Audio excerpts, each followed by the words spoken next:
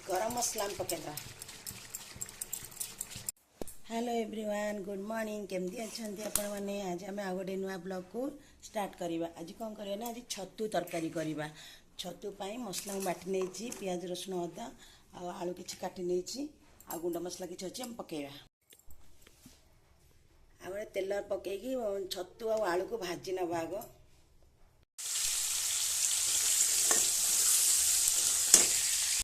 छतु को आम हलदी पानी पकईकि धोई धाइकी पूरा चिपुड़ी चापुड़ी रखीचु। टे भाजीदवा। आग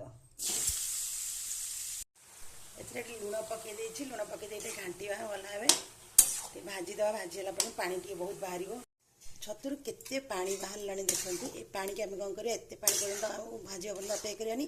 पानी को आम छाणी रखीद तरकारी दबा। छतु आम भजा सरीगला।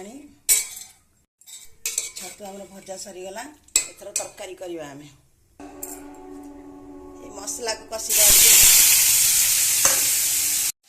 हलदी गुंड, लंका गुंड, धनिया गुंड, जीरा गुंड सब कर मसला पड़।